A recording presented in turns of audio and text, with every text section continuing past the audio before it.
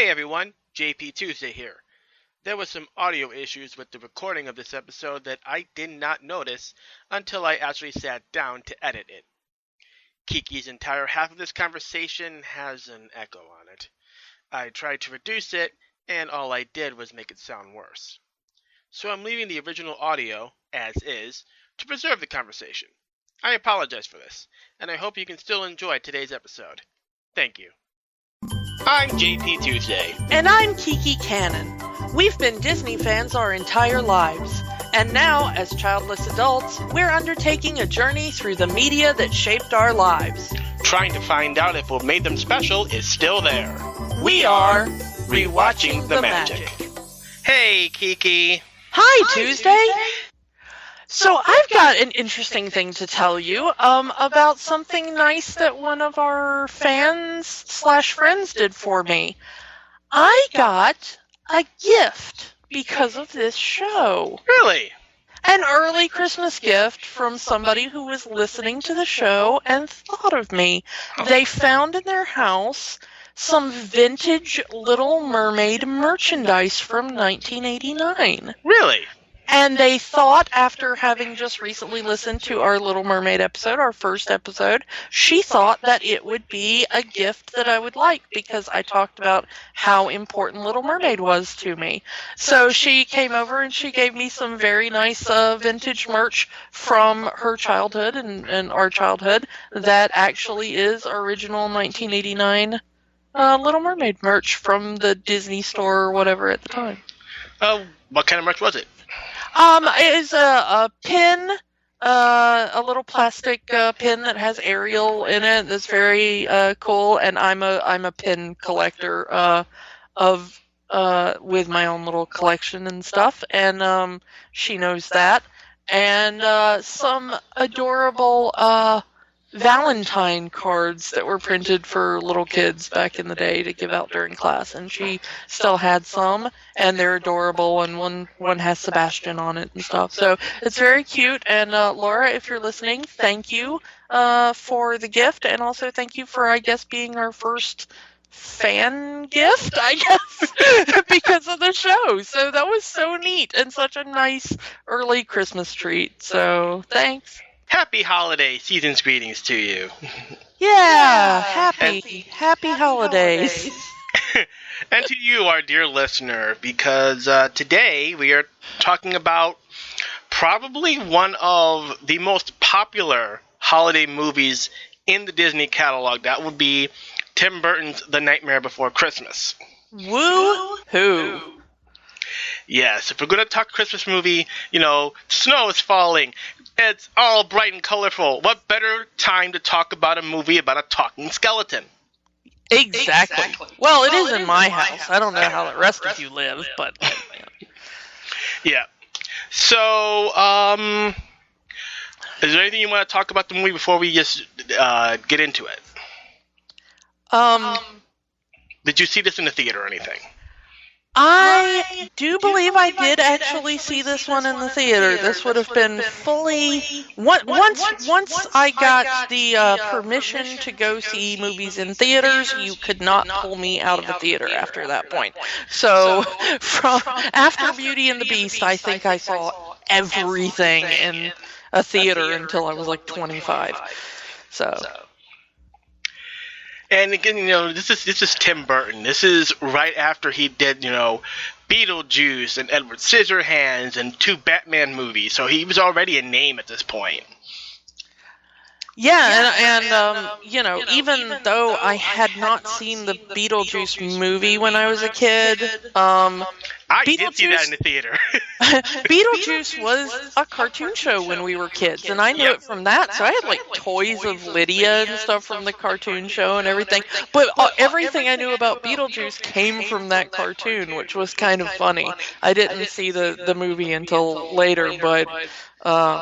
That was kind of an interesting thing, with people talking about, oh, you like that movie too, and I'm like, they made a movie out of that cartoon? That's awesome. So, let's get a little quick run through of Tim Burton, since we like to do a bit the story of a lot of these movies. So Burton always wanted to make movies. So that's pretty much his own thing. He's always been a fan of movies. Always wanted to make movies. Been making movies since he was a kid. Just go through the run through. Went to Cal Arts. Got noticed by Disney. Got hired by Disney as an animator. So he was already doing animation as it is. He ended up working on Fox and the Hound, Tron, Black Cauldron.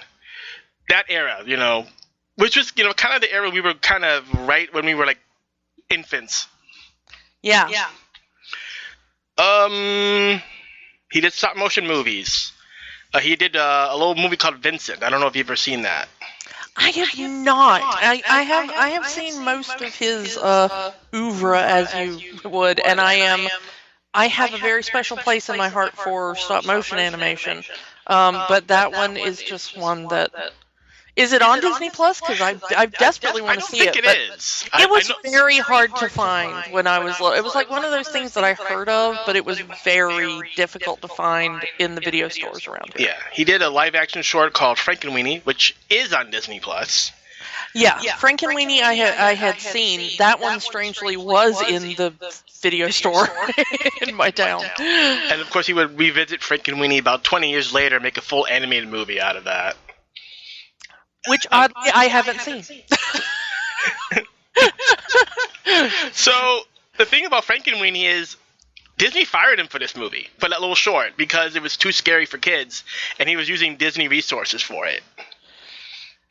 Yeah. But the interesting thing is that they would revisit the same excuse for Nightmare Before Christmas. I'm getting to that soon. And, like I said, after getting fired by Disney, who would end up hiring him but Paul Reubens? Yeah. He was looking for a director for a little movie, you guys may have heard of it, Pee-wee's Big Adventure. And if there was ever a meshing of styles that was kind of entirely appropriate, it was probably Paul Reubens in his Pee-wee prime. Yeah, before turning became to Tim Burton. I cannot imagine, and I mean we all know how it turned out. Yeah. But those two aesthetics are so perfectly meshed together. And so much of what people associate with the character of Pee-wee Herman is really Tim Burton's direction in that movie. Oh, yeah. Yes, a lot of it is Paul Reubens' own writing of his own character, but the visual style is just Tim Burton. Yeah, and the thing is I think that a lot of people who were younger, because we were younger at the time, and it took me a while. Pee-wee wasn't a big part of my childhood. I kind of came to him later. Mm-hmm. But when I would hear kids talk about it, we watched Pee-wee and whatever, I never understood kind of what a dark edge that whole thing had to it until I got a little bit older, and I was like, I wonder what all those kids were talking about. I started looking back at the show, and I was like... That scary clown animatronic, the entire scene in the joke shop, Large Marge. Just the movie. I'm talking about, like, the TV show. There was something about the brand of humor of the entire character of Pee-wee. Yeah. That as kids, I don't think we quite realized that that's where Paul Reubens' brain was going with it. Yeah. But I think adults picked up on that, which I think is why every adult I knew was creeped the hell out by Pee-wee when we were kids. But the kids absolutely loved it, and like everybody I knew was huge into the show, and I wasn't. But But that's why I think that Tim Burton was, of course, who else are you going to get? Because I think him and Paul Reubens are kind of weirdly broken in the same kind of way as far as their art. Yeah, and Burton and Reubens would end up working together, ironically, on this film. Yeah, and I mean, they've kind of kept in touch over the years, as it were. Like I said, after Pee-wee, he does Beetlejuice, Edward Scissorhands, 2 Batman movies, and So by the time 1990 rolls around, Burton's is in demand. And of course Disney wants him back. So, Burton, he revisits this idea, this poem he wrote while he was working at Disney called The Nightmare Before Christmas, which Disney actually printed that poem as a book. So you can actually get the children's book of The Nightmare Before Christmas, which is Burton's original poem with his original artwork. From what I've read about it and kind of looking back for this and just stuff over the years, I do question how much of going back to Disney was Burton's kind of like, wow, it sure would be nice to go back and work for Disney now that they want me again and I'm the big cheese, versus Disney owned The Nightmare Before Christmas and he really wanted to make that movie. Column A, column B. Yeah, I'm sure it was. I mean, if you fired me for this style, now I'm going to make a movie with your money in this style. Yeah, and who wouldn't want to be the person who comes back to Disney begging you to come back now that you're the new hotness? Yeah. You fired me for this exact thing, like you said, it's like, and now I've become known for that style. Yep. So, So, not so much now, because he's doing a lot of remakes. I mean, Charlie and Chocolate Factory, Alice in Wonderland, Dumbo. But they all have, even Dumbo has that, maybe not the striped snake from Beetlejuice or whatever, but it still has that kind of weird, dark tinge to it that leaves you slightly unsettled that maybe this isn't for you. Yeah, so Burton doesn't really direct this movie. He did write it. He does produce it. He did do the artwork for it. Again, considering this is 1990, 1991, he was already doing Edward Scissorhands and Batman Returns at the time, so his schedule's a bit full. But I don't think that was really the reason he didn't direct this. Because as much as I am a huge fan of Tim Burton and his work, to be, just very frank. I mean, I grew up as the weird little morbid goth kid. I'm gonna like Tim Burton. But this is not just any normal movie. This is a stop motion movie. And that requires an extremely specific skill set that nobody can really do. You don't really find a lot of general directors, even animation directors, who just go well, my last project was 2D animation, now let's do stop motion. Entirely different world. Stop motion directing is its very own particular beast, and you really only find people doing it if that's their niche. And Henry Selick is the Mac Daddy of stop motion niche at that point, and still at this point. I mean, he still is the best. And he took over from Ray Harryhausen, who was one of the original Mac Daddies of the style. Ray Harryhausen really took what had been kind of done with the style in, the 30s. And by the 70s, he is the god of stop motion. I was fortunate enough to get to meet him and see him before he passed, and his work was just, you can see it all over this film if you know what you're looking at. If you know anything about stop motion, there is so much in this that the way the skeletons move and stuff, the way Jack moves, comes from those Harryhausen skeletons that you'd see in Jason and the Argonauts. Did he also direct Corpse Bride, or was that someone else? There's a lot of similarities between this and Corpse Bride. Selick, yeah. Selick, I know he did James and the Giant Peach. I know he did Coraline. I know he did some of the other ones. I can't remember if he did. No, it doesn't seem like he did. But like I said, just like Harryhausen was kind of the guy who set the standard, by that point, Selig was the guy who set the standard, so it's gonna be, there's gonna be some similarities. So I've been fortunate enough to see some of the animated puppets from Coraline that they used. They're housed in Atlanta in the Museum of Puppetry Arts. That's really neat. As well as some from the Corpse Bride, I believe. But yeah, so Selig was really the natural choice, is kind of what I'm saying. So even though the aesthetic is completely Tim Burton, the actual, on the ground, day-to-day stuff is very definitely Selig's style.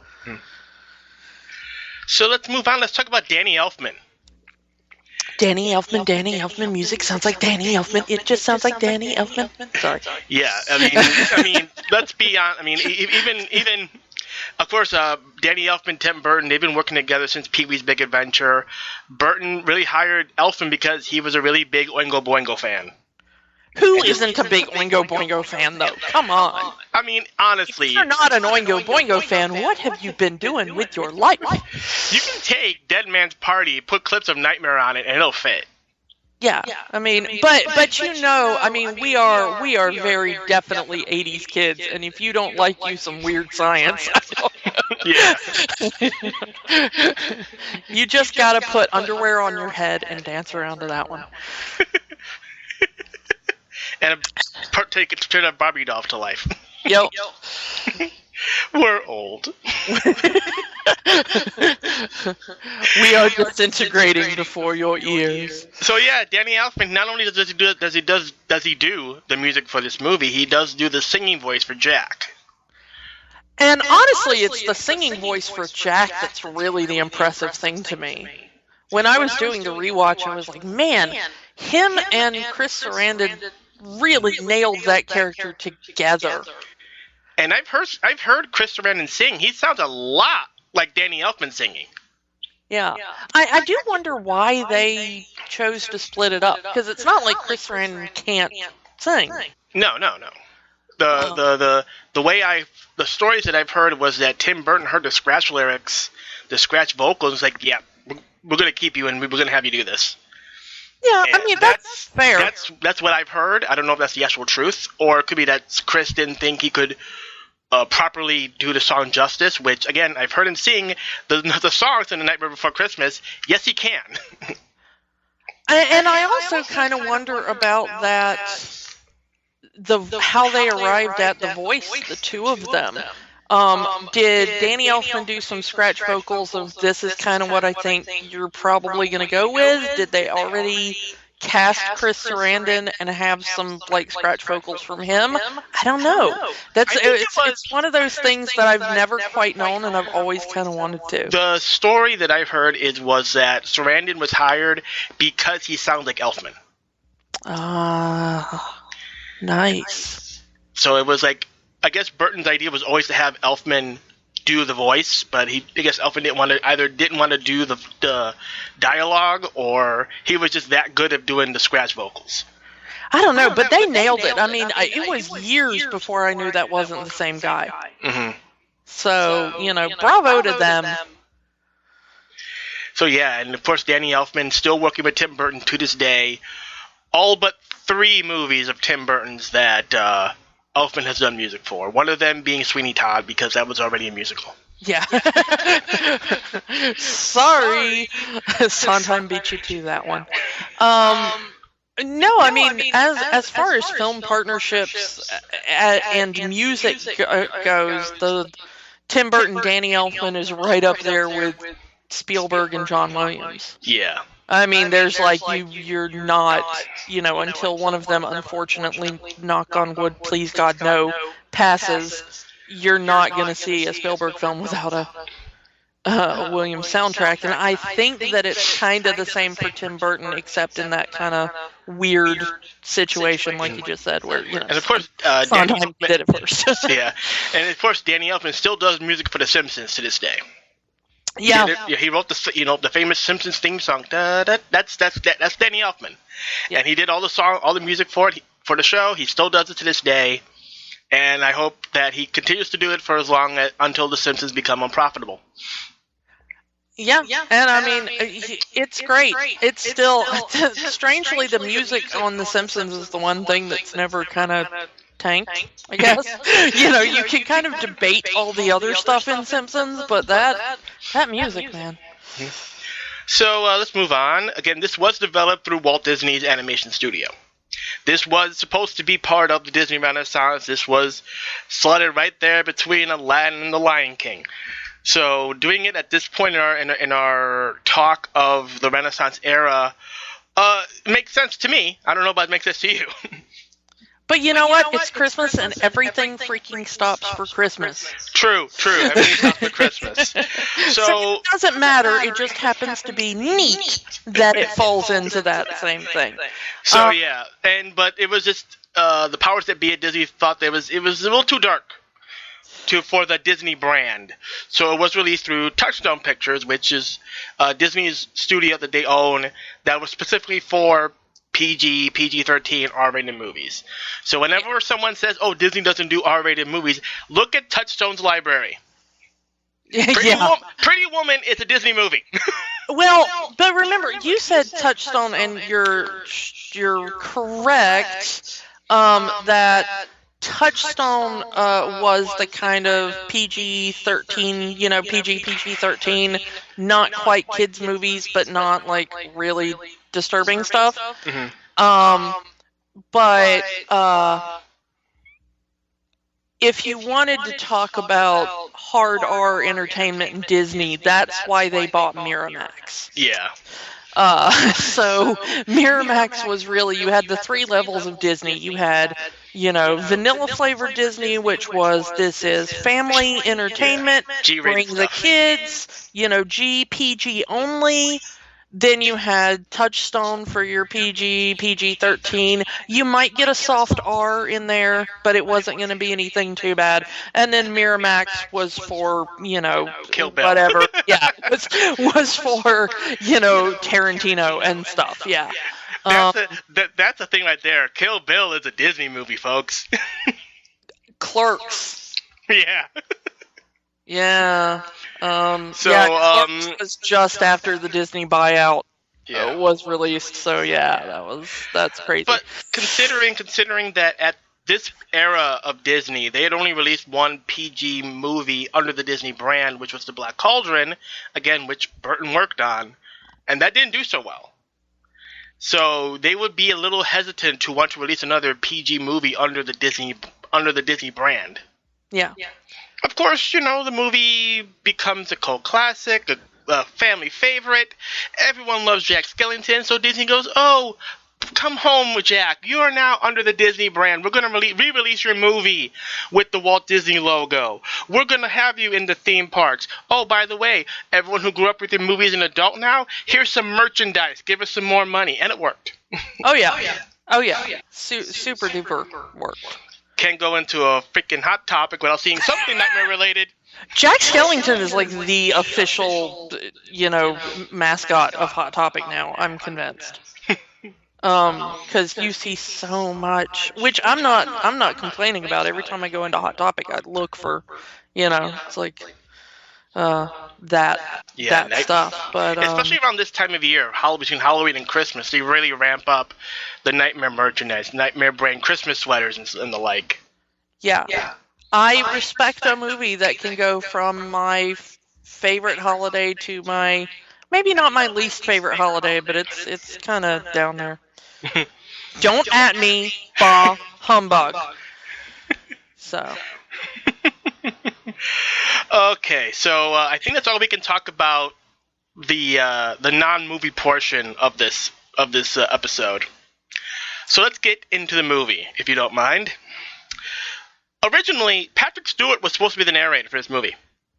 And I honestly think it really suffers that they didn't go with that. He recorded it. It's on the soundtrack. If you have the soundtrack to the movie, Patrick Stewart's narration is on there. Yeah, but what they went with, I noticed in my rewatch, I was like, man, I really remember this being more impactful narration. It really just kind of sits there like a dead fish. All apologies to the voice actor who probably didn't know he was doing the final version when he recorded that, I'm going to guess. Because that... I want to believe this is Danny Elfman. I'm not sure. It's not. If I remember correctly, it's the same guy who does the mayor. No, not the mayor, Santa. It's the same guy who does Santa, I believe. Maybe because... Okay, that makes sense, because there's something I want to talk about later. Yes, it is, in fact, the guy that does the voice of Santa Claus. I confirm that. Okay, that makes sense, considering what I want to talk about after we talk about the movie. Yeah. And those of you who know the soundtrack kind of know where I'm going with this. Yeah. But anyway, we start with what I call the Forest of Holidays, which is all the trees with all the holiday logos on them, and you get, the explanation of where all the holidays come from, and you see it's a weird selection of the holidays that they use for this, and very American. Yeah, 4th of July, Valentine's Day, St. Patrick's Day, Easter, Thanksgiving, Christmas, and Halloween. And several of those are only really a big deal in America, or Thanksgiving. Yes, there's Canadian Thanksgiving. Shout out to our friends in Canada, but that's a month before ours. But the kind of Thanksgiving turkey pastiche is very American. You said 4th of July. The firecracker right there, yeah. And then St. Patrick's Day is really only a thing in America. Mm-hmm. Like, the Irish celebrate it a little bit. My friends from Ireland have told me, yeah, we celebrate it, but it's more like a day you go to church and stuff. It's not really like a day you go out and sing all the songs and get drunk and stuff. They're like, if you want to do that, you go to America. And so, yeah, the fact that St. Patrick's Day is in there is kind of also really American as well. So yeah, I don't know. It's a very kind of very American-centric choices of holidays. I have a theory on that, and I'll get back to it when we get a little further in the movie. All right, so let's go to the opening number. This is Halloween, the introduction of Halloween Town, and similar to what I said in Aladdin, it pretty much makes Halloween Town a character in itself in the movie. Yeah, and I love it. It's also probably the catchiest earworm in the movie. Yeah. That kind of this is Halloween is really that sticks in your head so bad. And that melody is replayed over and over in this movie, very much like a Broadway musical, where you get the reprises, the musical reprises, maybe not the vocal reprises, but you get that the music of it is played several times over in the film. Yeah, and Elfman is excellent at using those Broadway-style motifs to go with characters. Mm-hmm. And it really, really shines in this one. Some of his other movies, there's just not the ability in a lot of ways to do it. But in this one, he uses it to full effect. Like, every time Sally is on screen, you get Sally's song. It's even before you've heard Sally's song, it's just you're used to that being the music you hear when she walks on screen. Yeah. Which is very effective, I think, musically. So bravo for use of that. And all these characters, the clown with the tearaway face, that's always goes, all these characters. And then, of course, you meet our primary characters for this film. You got the mayor, played by Glenn Shaddix. Sally, played by Catherine O'Hara, again, a Beetlejuice actor. Oogie Boogie, played by stage legend Ken Page, who, we'll note for those who are wondering, was in the original Broadway production of Cats. And that's opening in a few weeks in the theaters. Yes. There's a connection. And, of course, Jack Skellington, which we talked about before. Danny Elfman doing the singing voice. Chris Sarandon doing the speaking voice. And the introduction of Jack Because we saw the Scarecrow at the very beginning of the number, holding the sign that says Halloween Town. Now we find out Jack's been in that costume this whole time, sets himself on fire, and he comes out as the Pumpkin King. That Jack's reveal is probably one of the coolest shots in the movie to me. You know, him just rising up and the way his collar just kind of unfolds and pops out. Yeah. It's such a great and subtle animation work. And some of that subtlety is really difficult to get in stop motion. And this movie is brilliant about the tiny and smooth little details. So, you know, really just, especially for the time as well, they really kicked it up a notch, technologically speaking. Yeah, and in that whole opening number is a nice combination of both stop motion and a little bit of 2D animation with the ghosts.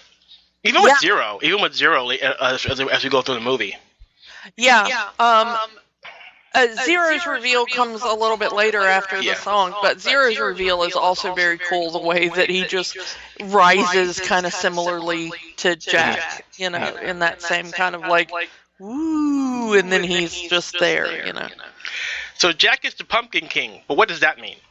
Is he the ruler of Halloween Town, or is he simply the person that puts together the Halloween celebration? Because we know there's a mayor. Yeah, and it's Halloween Town, not Halloween Land, not Halloween Kingdom, Halloween Town. Is it like the king of the parade or something? You know, like yeah. Is it a ceremonial position? I don't know. Everybody fawns over Jack, so is he like a local celebrity without much political power? Because this was in my notes too when I was rewatching it, and I'm like, who exactly is in charge here? Because the mayor is very obviously the mayor. You know, I mean, he walks around like he has political power, but does he? Because he doesn't really do anything other than act as a sort of town crier in a lot of ways, and hand out the awards at the beginning of the movie. Yeah. So I'm saying that no matter who has the title, Jack is running this show, the whole thing. Jack leaves, I mean, we're getting ahead of ourselves, but Jack leaves for one day and the entire town was crazy. Yeah. So, whether he actually has any kind of power or not, Jack's in charge. Yeah. So, let's talk about Sally's father, Dr. Finkelstein, played by William Hickley. Yeah, William Hickey was so great. He was just one of the great character actors. And this was a few years before his death. I mean, he was already quite, he was already in his 60s by this point, so, you know, not extremely old, but, he was so fun whenever you'd see him on a TV show in the 80s and 90s, you know, just wandering through. Yeah, he's not happy that Sally had poisoned him to get out of the house. And, I mean, you can kind of feel for Sally. She wants that bit of freedom herself. She just wants to be part of society, and the doctor just wants to lock her up and keep her all to himself. Another Disney princess who just wants escape. Well, considering the end of the movie, doesn't count. Ariel, they are all hanging out somewhere, trying to figure out a way to get away from their overbearing father. Well, Sally does hook up with a king. Does that make her royalty? I mean, if that Pumpkin King is an actual title and not just a nicety of the town, then yeah. I am fully for Sally being a full-on Disney princess. Yep. Clever Sally undoes her own arm to get away from her, let's say, abusive father?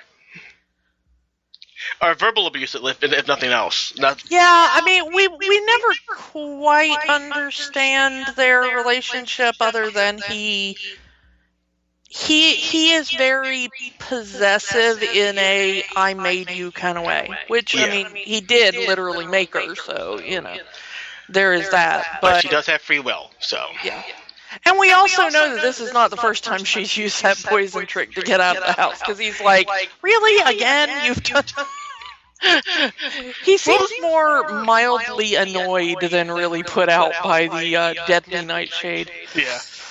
It's like, can you stop poisoning me, girl? Yeah. I mean, I'm not gonna let you go out, but can you stop poisoning me? It's a chicken and the egg there, Dr. Finkelstein, you know? Yeah. It's like, maybe she wouldn't poison you if you'd let her have a night out now and then.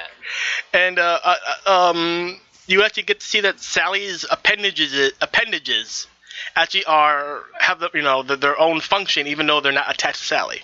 Yeah. So that's good. Because the arm is just punching the doctor right in the head. Yeah. So, everyone loves Jack. Great Halloween, Jack. This is the best one ever. But Jack's not feeling it. It's just like last year and the year before that and the year before that. It's like he's kind of bored with the whole doing the same thing year after year after year. And honestly, if you're doing the same thing every year for any kind of event, you do kind of get tired of it. So you kind of feel for Jack on that. I mean, once again, it's a Disney character that's very trapped in their social role. Maybe Jack is also a Disney princess. Sure. Because that really is a thing more princesses get than, Disney male heroes. Maybe Aladdin a little bit, but I guess when you're looked down as a street rat, anybody's going to want out of that, So, and this is kind of the part where we introduced to the ghost dog Zero. And he has a glowing nose. Keep that in mind for later in the movie. Yeah. Anything else you want to talk about this scene? Or you want to move on to Jack's lament? I really did. Like I said, I really love Zero just kind of as a Tim Burton and dogs.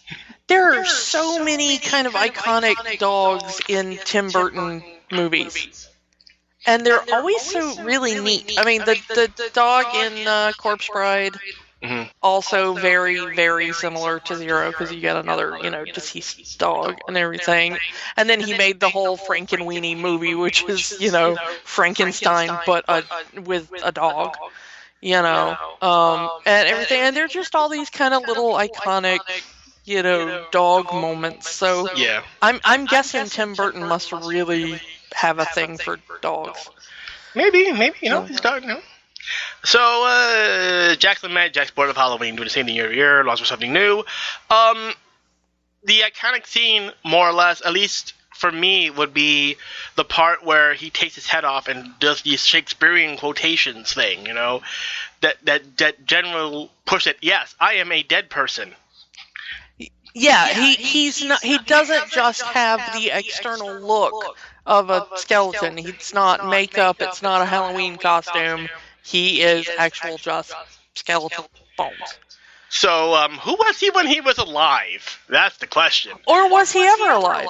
No, yeah, it's true. I mean, has he always just perpetually been the like when humans started celebrating Halloween? Did he just, exist? I did my master's thesis on the Discworld series, and Death in the Discworld is a 7-foot-tall skeleton, very much like Jack. And he's a 7-foot-tall skeleton because that's what humans expect him to be. That if humans just one day started being like, Death is a giant bear, he would become a bear. I mean, it's human expectation. So I've always kind of wondered, we know that Santa Claus in this movie is absolutely impacted by the American expectation of Santa Claus, which was created almost entirely whole cloth by the Coca-Cola Corporation. Yeah.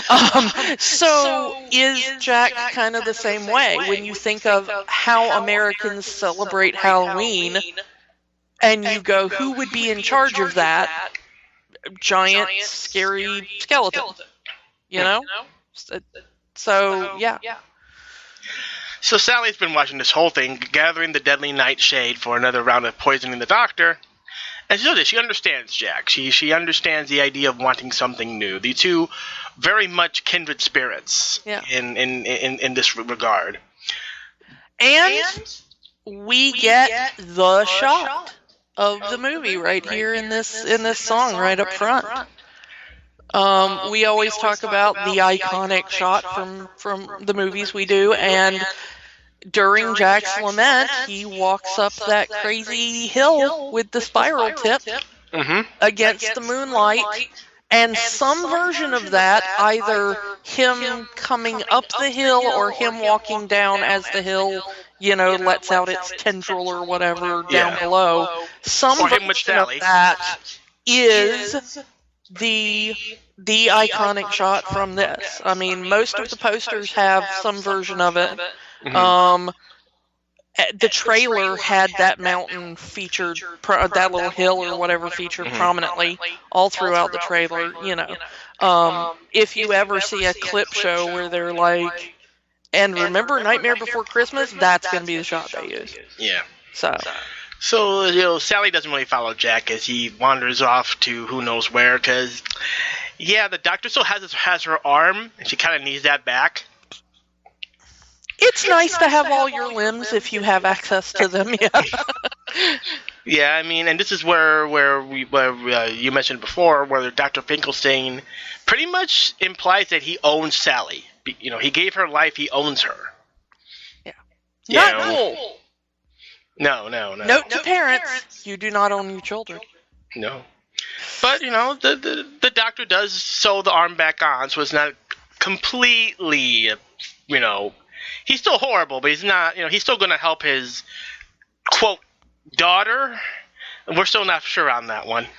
I do wonder if, once again, kind of spoiler alerts ahead in the movie, I do kind of wonder if Sally was intended more of like a Bride of Finkelstein kind of situation rather than the daughter kind of mode that she seems to have fallen into.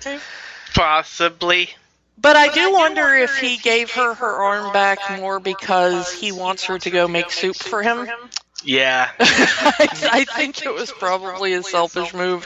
He doesn't really seem to have any empathy toward any other people or wanting to help any other people. He seems very selfish and self-directed. Yeah. So let's go back to Jack and Zero, and like you said, dog moment, as Jack takes one of his own rib bones out and plays fetch with Zero. Which is adorable. Aww. And we find out that Zero's nose not only lights up, but can light up dark places. I wonder if that'll play into the rest of the movie. It might be a point to realize, to state that when we didn't doing the overview before, but Tim Burton was absolutely inspired by several other famous holiday stories you may have heard of. Yeah. So the mayor, let's get to the mayor. He goes to Jack's home, humming, this is Halloween, there's another reprise there. He's not here. And probably one of the most funniest lines in the movie, Jack, I'm only an elected official, I can't make a decision by myself. Yeah, they really did harp on the, politicians are icky idea with this dude. He's literally two-faced. Yep. His head switches around from happy to sad. He seems to have no actual effective power in the town, like we said. Yeah, he just seemed to be just a symbol of having a mayor because, well, they're a town, they need some sort of elected official. We'll vote you, you're the mayor now. Yeah, so it kind of makes you wonder what their thoughts on politicians there were.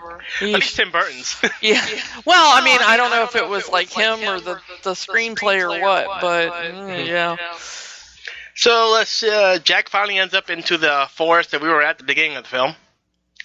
Sees the holiday doors on the trees and sees the shiny Christmas tree door.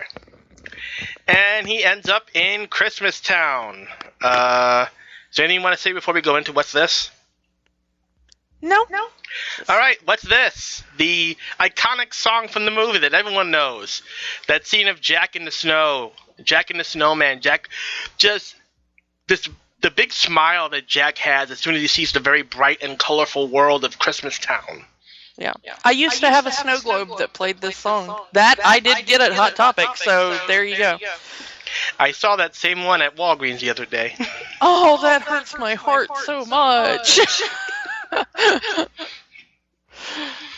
So it's like this is the something new that Jack has been looking for. At least he believes it is. And the general contrast between the world he's used to and this new world he's seeing. There's no monsters under the bed.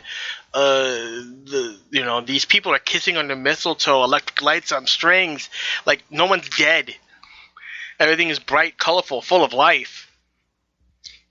And it's like it's very beautiful in the way they made Christmas Town look.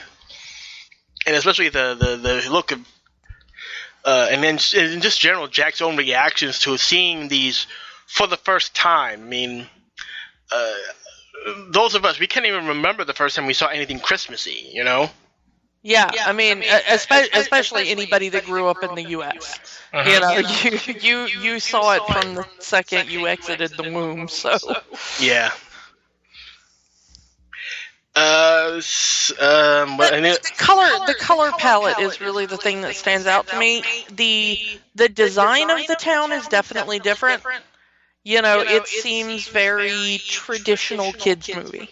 Mm-hmm. They are very definitely drawing from some of the famous Christmas specials, yeah. Christmas specials. There's a little bit of Charlie Brown's Christmas special, a little bit of Dr. Seuss, and a little bit of, there's some various things they're pulling from there. But the color palette is amazing because Halloween Town is very much browns and grays and blacks and very, very muted.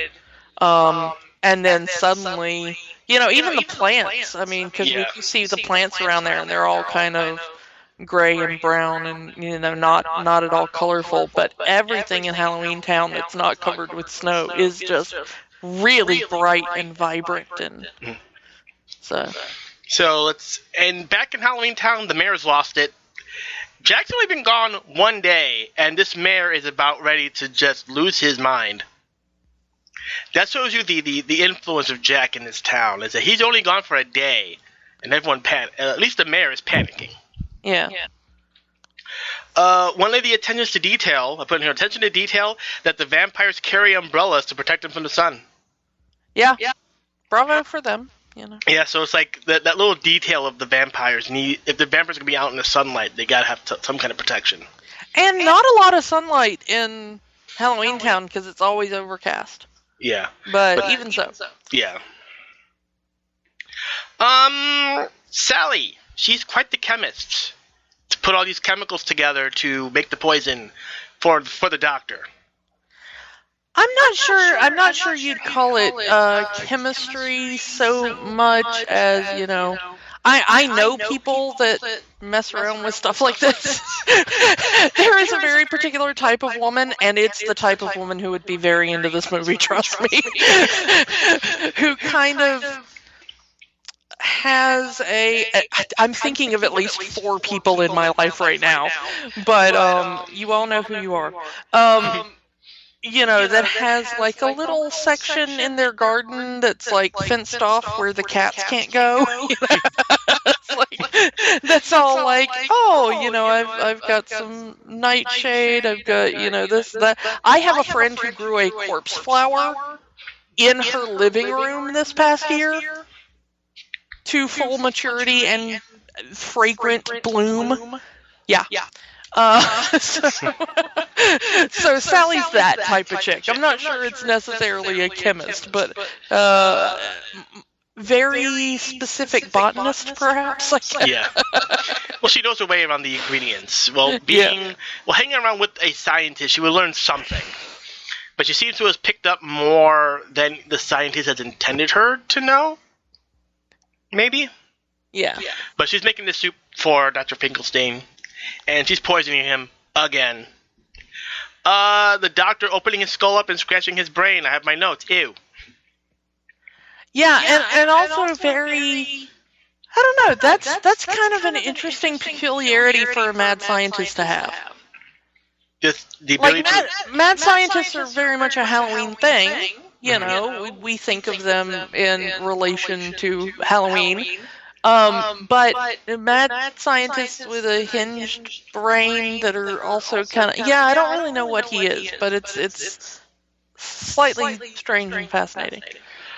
And the very clever way Sally is tricking the scientist or Dr. Finkelstein to drink the poison by having the slit spoon.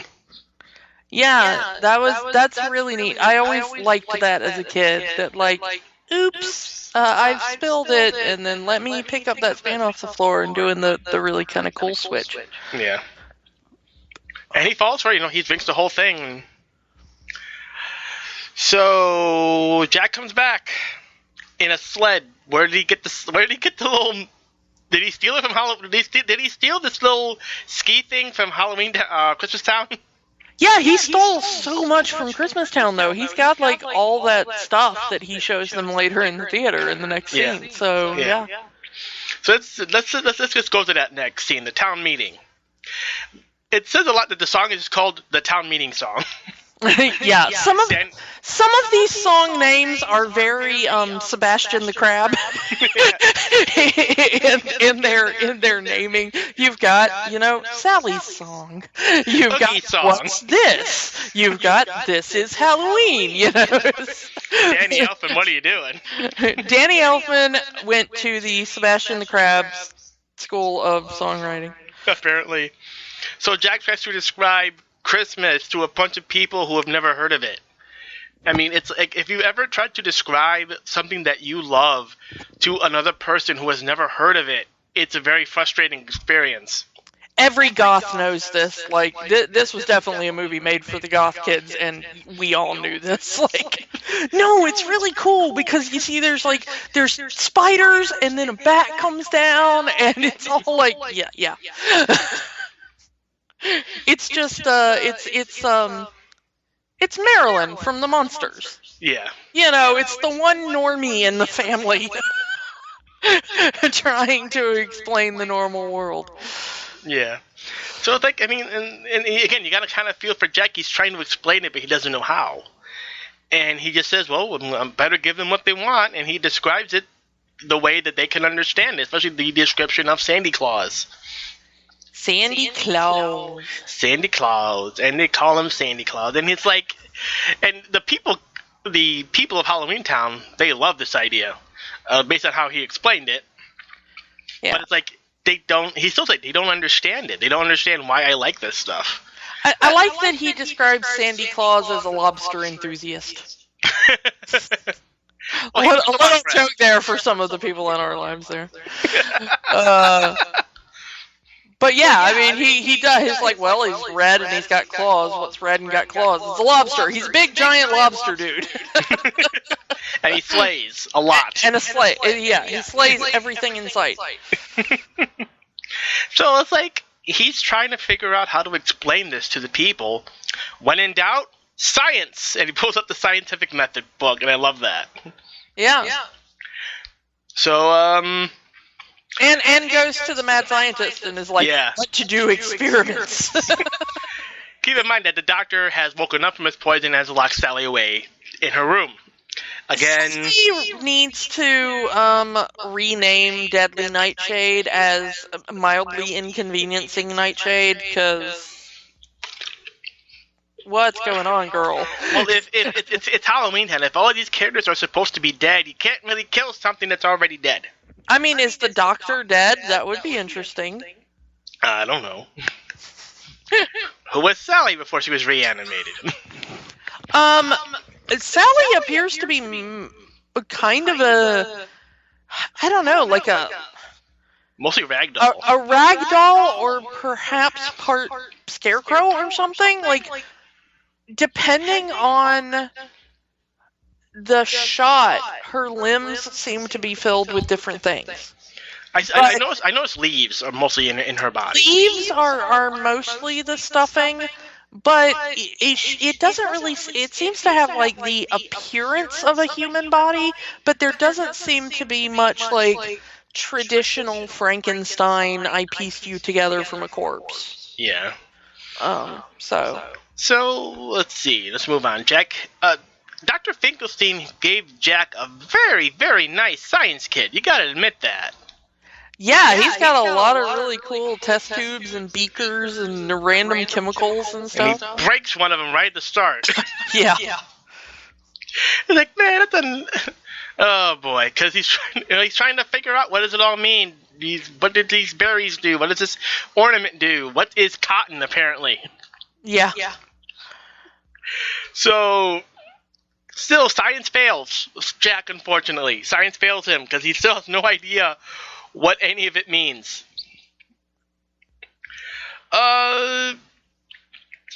Sally.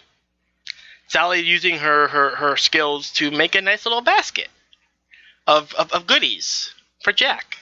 The adorable little smoke butterfly that comes out of the bottle. It's so cute. And Sally jumping out the window, straight up. Like, she's not even taking the rope down. She's just jumping for it.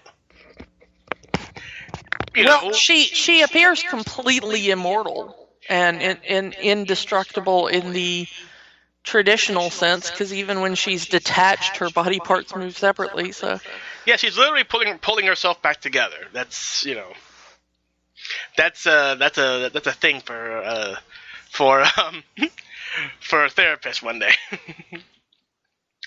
Of course, the doc finds out Sally skipped again. Not happy.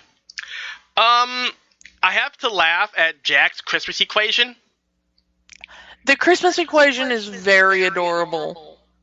And there's so many references in that one equation. There's like 10 different Christmas songs are referenced in that one equation. Yeah, and I like he draws a little lobster claw for Santa Claus. Yeah. For Sandy Claus, yeah. The square root of chestnuts over an open fire. I really love that one. Yeah, that's great. Great bit. That's definitely one when you're doing a rewatch. Pause that and just look at everything on that whole chalkboard. See if you can get all the references. Jack gets the gift basket, and he immediately looks out and he sees Sally there. So it's like, this is the first time in the movie these two have interacted. I don't know if they already know each other or not, because it's never clear in the movie. Later on, he does seem to respect her skills. Mm-hmm. So he seems at least vaguely aware of her as a member of his community. Yeah. Maybe not any sort of personal knowledge, but, she's that chick who does that stuff. Yeah. At the very least. That chick you always see in the back of the room who does the thing that everyone thinks is funny, but you don't really know her name. She's that girl. She's that girl that you kind of see her everywhere. You don't really know her name. Yeah. So Sally she just runs off. Jack tries to look at her one more time and she's gone. But she doesn't really. She doesn't leave because I'm kind of skipping her, but Sally's vision. Yeah. Sally's vision of a burning Christmas tree. Again, Sally has a lot of abilities in this movie.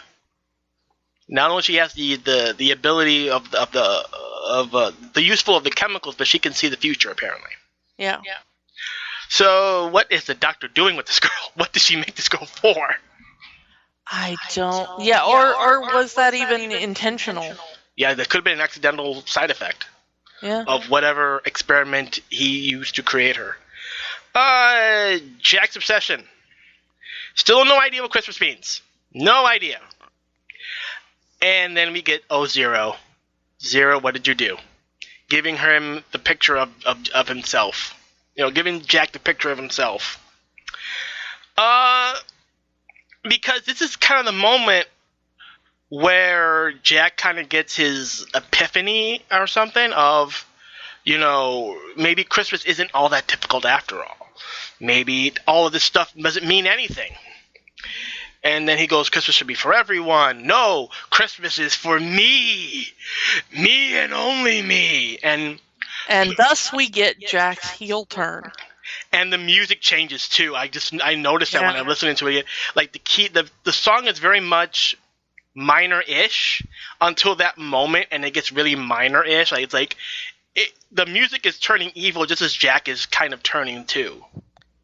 Yeah, and I like the interesting thing is that, the dog brings him the picture, I think, in more of a kind of remember who you are kind of way. Yeah. This is who you are. You're Jack. This is what you do. And it's like, no, I could be more. I could be more than Jack. I could be Santa Claus. Yeah, and it's, I don't know. It's one of those, like, you took the exact wrong lesson from this dude. So that dog is just thinking, like, oh, what's wrong with you, man? Can we just go play fetch in the forest some more? Yeah, take your rib out, throw it, I'll go get it, it'll be great. So yeah, the scene of him taking the string of Christmas lights and wrapping it around the electric chair, that's a great shot right there. It's not the shot, but it's a great kind of solidifying that heel turn, kind of that symbolism of, what he's planning to do with Christmas. Next day, Jack has jobs for the entire town. We are doing Christmas. And enter Locke, Shock, and Beryl. Locke, played by Paul Reubens. Shock, Catherine O'Hara, again. And Beryl, Danny Elfman, again. Yeah, and I'm going to say I haven't really talked about Catherine O'Hara's voice in doing Sally. But Catherine O'Hara, who I adore, and I have loved her in everything she's ever been in. Mm-hmm. I'm currently watching her show right now that she's in called Schitt's Creek. And she's brilliant in it, and she does some kind of strange vocal work in that. But I am not a person that is easily fooled by voices, but there is so little of her voice in Sally. It's really impressive. Because it doesn't entirely sound like a character voice. Yeah, it sounds like an actual...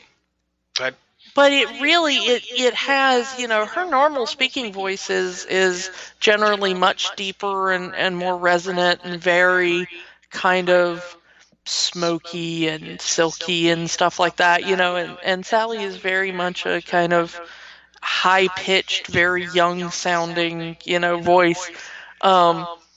And all, but strangely, her voice for Shock sounds a lot more like herself, even though it's a younger character and she's trying to sound even younger there. Yeah. She's trying to sound like a little girl with that one, but there's more of her own kind of natural speaking voice in that. That one I can go like, yeah, that's obviously Catherine O'Hara, but Sally, even knowing it's her, it's so hard to hear her in that, and bravo for that. I mean, it's a really interesting... But Catherine O'Hara, she was a Second City person, so it's like, that's a lot of that. That's a lot of comedic timing she could put in that. Same with Paul Reubens. Paul Reubens, being a stage comedian. Yeah, and I mean, they're great, and she's so good with voices if you watch her, career, and she's doing some stuff in her most recent series that you're like, I don't even, as a linguist, I'm listening to it going, I have no idea how she's doing this. It's so impressive, and it draws from so many different sources. So she's a much better voice actor, not in the classical sense, but she's much better with voices than people give her credit for, I think. Kudos to the mayor, because he says those are Oogie's boys. Specifically saying boys, because Shock is clearly a girl. I mean, I don't know. We don't know how she identifies. True. Jack has a special job for them. Kidnap the Santa Claus. And this is probably one of the most fun songs in the movie. It is very adorable. The way that they do that. And you can tell that all the actors are having so much fun singing this song. Especially, again, Danny Elfman trying to sound like a kid. Yeah. And yeah, Danny Elfman is doing the actual dialogue voice of Beryl. as opposed to just just so people can know. Yeah, they're planning to really turn on Jack. Like they have no intention of being loyal to Jack whatsoever, and are completely planning on giving the entire plan to Oogie Boogie. Santa Claus, the entire Christmas thing, all going to Oogie Boogie. Because that's what they do. They are Oogie's boys. What more can we tell about the scene else besides that? I mean, just them being very mischievous throughout the whole thing, even to each other. Yeah. And they're supposed to be on the same side, and they're like pulling pranks on each other. Like Beryl taking the water out of the bathtub before they dive in.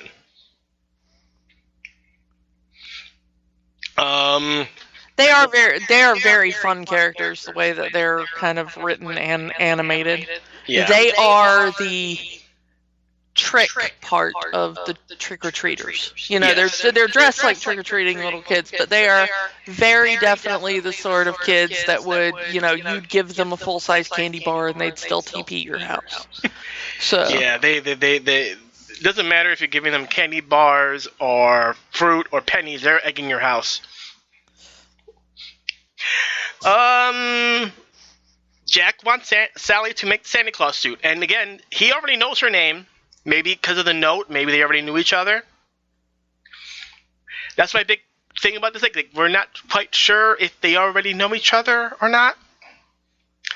But he does call her by name Sally.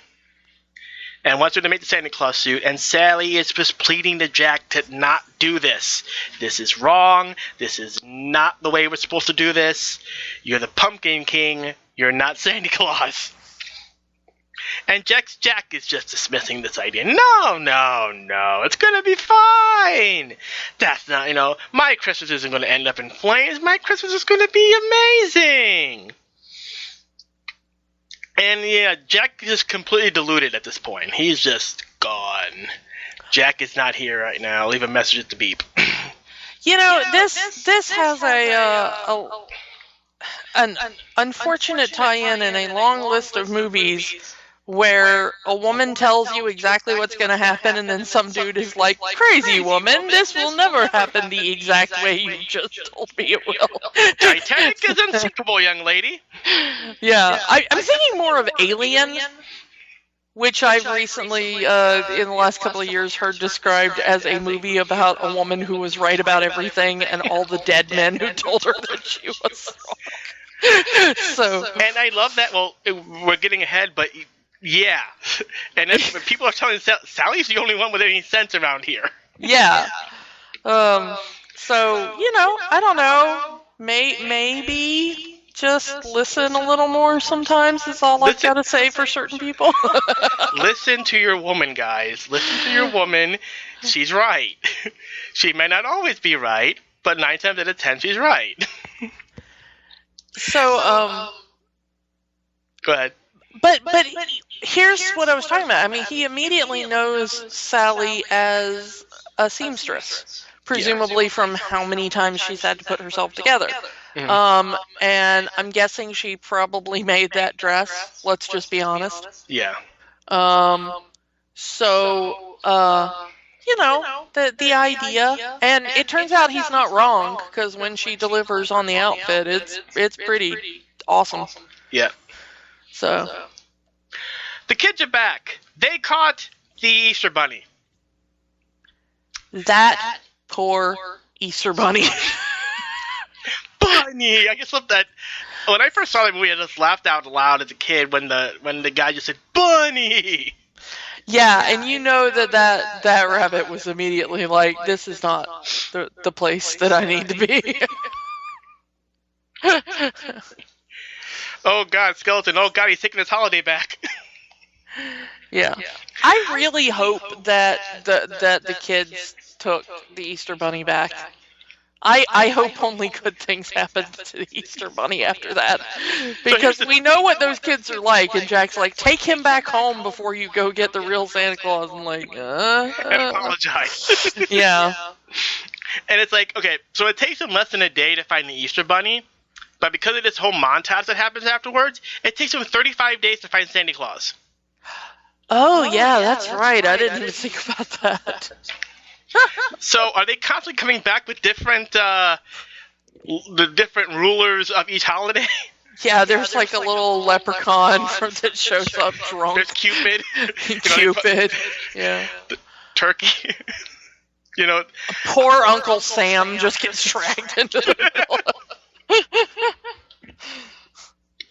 This isn't very America at all. Speaking of that, I gotta say that we kind of skipped over it, but Jack apparently knows of the outside world, so he does mention France and Kentucky in his first song. So they are at least aware of the outside world. Yeah, and a country outside of America, which the rest of the movie doesn't really seem to want to do. Although, you know what? I gotta say, if back to my Uncle Sam thing, I really can't think of anything more American than going to somebody's home and just dragging them and taking them back to your home for your own purposes. So maybe Uncle Sam will agree. Taking the collar there. Making Christmas! And we see Halloween Town getting ready for Christmas their way by making their little demonic toys. We see Christmas Town making the traditional Christmas toys. And you don't quite see Santa yet. You kind of see him more in shadows. At this point, we haven't seen Santa Claus in full Santa Claus yet. You know, we've seen shadows. We may see a part of him. We don't see the full Santa yet. Yeah, we see like hands or boots or something up until. So it's like both towns are getting ready, and we ended up fast-forwarding to Christmas Eve. Santa, played by Ed Ivory, is checking the list twice, because that's what he does. Lock, Shock, and Barrel show up, and they kidnap Santa Claus. Finally. Again, it took them 35 days. Yeah. How many holiday figures that they took? Sally's still worried. Jack's still ignoring her, and the way Sally's saying it's wrong. Like, she straight up knows what they're doing is wrong. Like, it's one person. One review I read equates this to like cultural appreciation or something like that. The person that introduced me to that concept was, of course, Todd in the Shadows, who I very much recommend you go watch as a music reviewer. And this movie was what he used to explain cultural appropriation to his audience. And thank you. I couldn't say that. I saw that and I was like, that's very. I would also say that it's a little bit of colonization as well. In what they're doing, and that never goes well. Spoiler alert for literally all of human history, colonization not really a thing. But, the problem doesn't start when Jack wants to enjoy Christmas. It's when he decides he can do Christmas better than the people who created Christmas. Yep. And that's when everything goes wrong. It's when he says, go to their place and take their people, take their stuff, bring me steal Santa from Claus. them, bring me Santa Claus, bring me their... the first thing he does is steal from Christmas Town. Yeah. And then it's, I know how to do this better. I don't understand it. We've already pointed out that he doesn't understand Christmas. He's used science, he's used whatever, and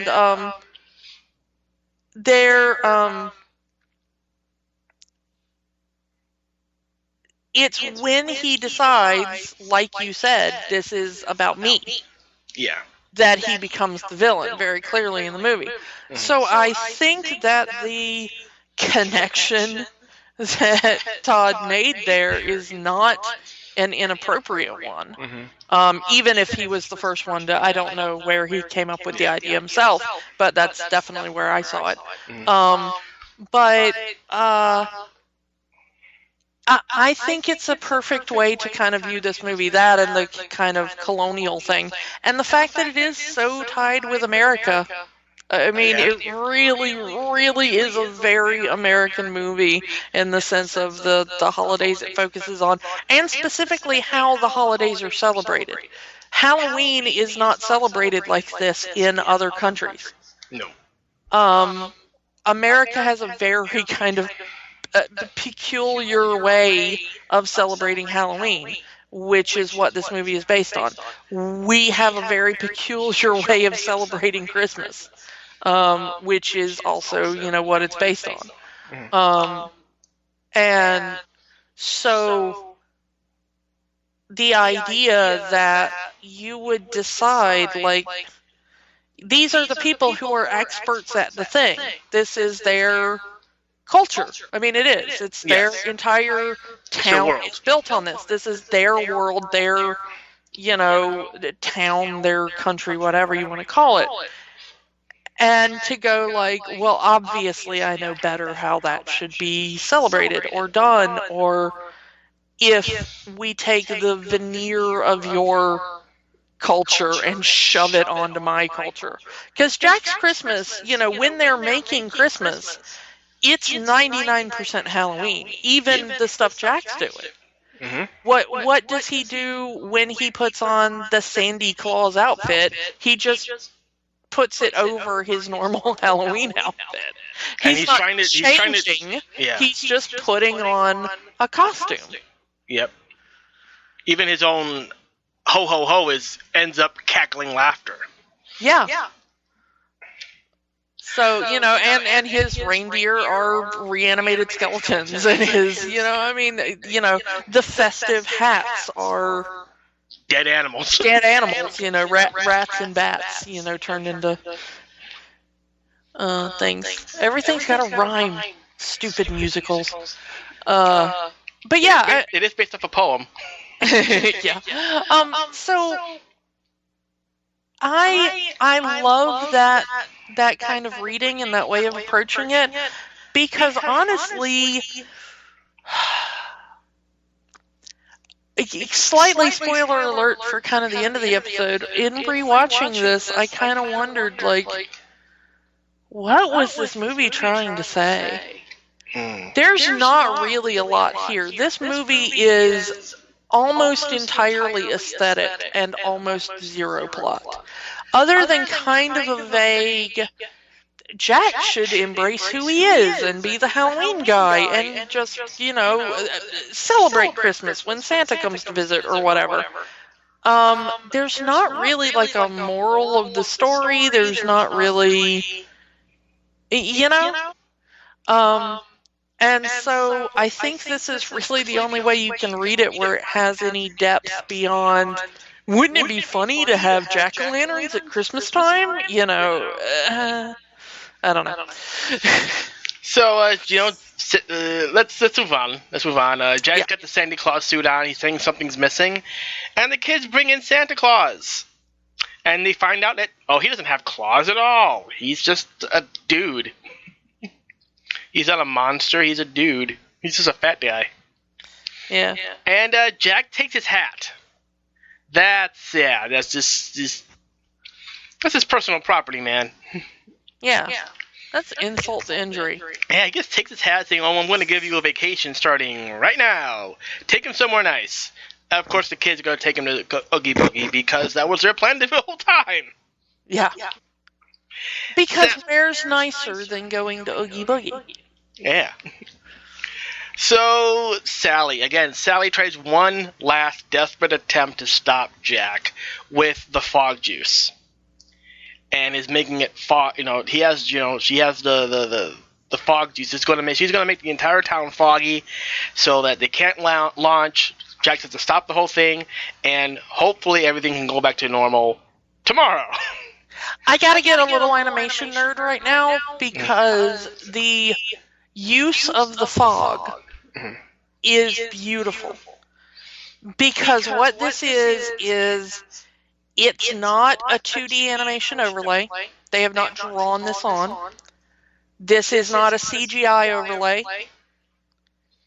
This is, they pumped actual theatrical fog into the sets and filmed it in real time.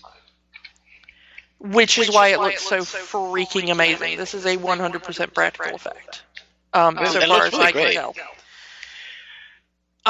Because what they seem to have done here, granted, I am unfortunately not an animation professional, but stop motion animation is one of my mini jams that I love and know a lot about. Instead of doing it frame by frame in the animation, there are parts with the fog where they just let the camera run and kind of show the fog kind of enveloping the town. And then they do like close-up shots and they intersperse it so it's not just like one long shot of all of the characters standing completely motionless while the fog rolls through. So it's very interestingly edited to make it look like they're still kind of moving. And they may have done something where they had like, somebody moving them from under a table, kind of puppeteering them rather than the traditional stop motion. I'm not entirely sure how they did it, but I would bet everything I own that they just basically turned on a typical film camera and let that fog roll through the set, which is awesome. And I love that they did that, because I love any time anything will do a practical effect. And one of the things I love about stop motion animation is that it's animation that is 100% practical effects. Because all of those things are, they're real, and you can touch them and you can play with them, and they have to build all the sets from scratch, and they have to build all the props. It's not, an animator sitting in a dark room huddled over a sketch pad or something. It's a team of people that are constantly interacting with physical objects, which is what I love about the medium. So I absolutely love that when they were like, oh, she pours what is basically theatrical fog juice. I mean, that's what they call it in the theater. There's, just bottles that are like fog juice. And she just, she pours it in, and it the whole bottle too. Yeah, and it vaporizes through, which is so beautiful, and the way it moves and stuff is just so cool. So I love it, and that's by far my favorite part of the movie from an animation perspective, because they really didn't do anything. They just kind of let the physics of it be, All right, so let's backtrack a bit with the Dr. Finkelstein working on his new creation that kind of has the same head shape as him, and he gives his creation half of his own brain. Yeah. He takes the left half of his own brain and puts it on the right half of the creation skull. I'm not sure brains work that way. Well, I'm almost entirely sure that putting half a brain inside of it. Well, I say this as half of my brain is currently in Chicago with another person we know. Inside joke. There is a joke that one of our good friends has the other half of my brain, and we joke that we are the product of an experiment by a mad scientist who did exactly this trick. And Tuesday does a show with both of us. Yeah. So there you go. But okay. It's a cartoon. So outside that one weird experience, I'm pretty sure that hemispheres don't cross over like that. So Locke makes a point. If Santa can fit down a chimney, he can fit down that too. It's You're logic. not wrong. I mean, it is a logical idea there. Whatever magic gets him down a chimney should get him through other tight spaces. True. So, I mean, there's not much to say about those two scenes, but Oogie Boogie song. Again, Ken Page, amazing voice, doing Oogie Boogie. The whole scene, you kind of had hints of it earlier in the film, but Oogie's a gambler. There's a lot of dice rolling. There's a lot of imagery of games of chance, but he, by his own admission, he doesn't play fair. Yeah. The house always wins with Oogie Boogie, no matter what. I've always wondered. We asked the question about Jack and the mayor, but what is Oogie Boogie in this town? Because Jack absolutely hates him. Mm-hmm. Before we even meet Oogie Boogie, where, he's called a no account, and, all this kind of, Jack's already kind of, insulting him. Well, he's straight up the boogeyman. He even says that. He's straight up the boogeyman. Why would that be a bad thing in Halloween Town? I mean, Jack's chummy with the swamp monster and the vampires and the evil witches and the really depressing New Orleans street trio with the fish accordion. I mean, everybody else there might be a misfit outside of Halloween Town, but they all fit into Halloween Town. And Oogie Boogie would seem to be, what's Halloween without the boogeyman? Mm-hmm. The boogeyman is a central figure in, the horror Halloween kind of vibe. What happened here? That these two hate each other. He doesn't play fair. I think that's there. Maybe there's some sort of sense of honor among the other monsters in the town, is that they're still fair, and Oogie he's just gonna do whatever. He's gonna cheat. He's gonna lie. He's gonna steal, and as long as he gets what he wants, and everyone else is like, oh, well, let's not play that game. Monsters can have honor. Well, yeah, I'm not saying they can't. I'm just wondering, what specific beef went down between Jack and Oogie Boogie, because we don't hear anybody else in town even mention Oogie Boogie. Well, the mayor is sick. He's afraid of Oogie Boogie. So obviously the mayor fears Oogie. Okay, afraid is a different thing. I can understand being afraid of a bully. Mm-hmm. But nobody else really seems to care, except that Oogie Boogie is a pariah who lives down a tube in the bottom of the... I don't know. It's a very strange dynamic, and we never... The movie never really gets into why he's there. It's just like, okay, now here's your sort of villain for the next 10 minutes. Something happened between these two. Maybe maybe they were both in the running for Pumpkin King, and Jack just won. Yeah, who knows? We don't know how Pumpkin Kings are chosen. We don't know, but Santa's gonna have a bad time. We know that. Yeah, because Oogie Boogie immediately is like, okay, I'm going to, mess with you now. It's a foggy Christmas Eve. Jack looked down and said, "Zero with your nose so bright, won't you guide my sleigh tonight?" Like we said, Tim Burton was drawing from a lot of Christmas stories. So yeah, Zero is put to the head of the team in this foggy Christmas Eve to lead the way as Jack is off. Plan is back on. We are going. Christmas is a go. And Sally, poor Sally, she's just, please be wrong. Please let my vision be wrong. I want to be wrong in this one. Because, she just wants her friend to be safe. Straight up. That's her reasoning. Jack is her friend, and she wants her friend to be okay. Even though what she knows what her friend is doing is wrong. Yeah. Which leads us to Sally's song. Again, Catherine O'Hara doing a great job with this song. Yeah, and Catherine O'Hara is a very good singer, and she's done a lot of singing in her other stuff. She was outstanding. She does a lot of the Christopher Guest movies, for those of you who are not familiar with her career.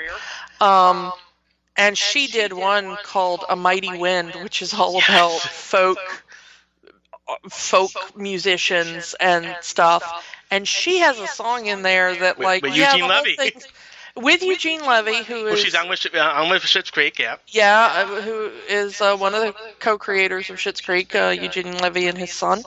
But her songs in that are beautiful. And yeah, it's supposed to be a comedy, but man, she really puts her all into those songs and sings them with as much sincerity and beauty as, you would expect a 1960s, 70s folk singer to have done it, Hilariously, I heard their big song from A Mighty Wind, A Kiss at the End of the Rainbow, earlier this year, sung by a couple at an Esperanto convention I was at. They had translated the entire song into Esperanto and sang it at Talent Night, and it was beautiful and adorable, and they even did the kiss at the end.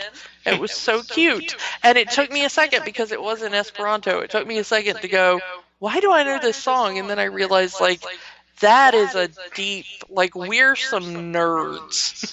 You take, because that's such a nerdy film anyway, because who cares about folk music other than nerds like us? True. But so many comedians in that movie, too. Yeah, a nerdy comedy musical that was then translated into one of the nerdiest languages on the planet. And then, yeah. So. And let's get back here. Sally just wants Jack to know how she feels about him. She actually is harboring these feelings, but it's like in her mind, Jack doesn't love her back. Jack only sees her as a friend. She makes that line, it's not to be. I am not the one. I'm not the one that Jack loves. But you know what I gotta say to Sally? Mm-hmm. Shoot your shot, girl. Has Sally even tried? She takes him a basket of stuff and immediately jumps out a window and runs away. He doesn't even get to say thank you. At the very least, you could, stand there for a second so he can thank you for the basket of, goodies, and then be like, hey, do you want to go have a bubbling cauldron of something tomorrow? I don't know what they do in Halloween Town. Would you like to go for a walk or something? I know you're busy, I know you like that weird spiral-shaped hill up in the cemetery. Would you like to go there? Yeah, instead she just kind of stalks him, which, not cool. Maybe don't do that. Mm-hmm. So, yeah, use your words, Sally, is all I'm saying. But she does, the second half of that song is, what will become of my dear friend? She's truly worried about Jack, that, this is what's going to happen to Jack. Yeah. So that's that whole song is, I love this guy. I don't know if he loves me, but I'm going to be worried about him. Yeah. Simple. Jack's made it to the human world and is delivering his presents. Apparently that's a thing that can happen, because we talked about it earlier. Jack knows of the outside world and has apparently been there, because he says he's known throughout England and France. Well, we also know that the characters in Halloween Town, they do leave Halloween Town. Jack may not have known about the Forest of Holidays, but they do talk about going outside there. He knows that, children's beds are supposed to have a monster underneath it. They talk about going out in the real world during This Is Halloween. Mm-hmm. So they visited the real world before, just on that night. Mm-hmm. Maybe they can only go to the human world on Halloween night. I don't know. I don't know whether it's a, question of can't or don't. Yeah. I mean, do you go and show up at your day job just for giggles?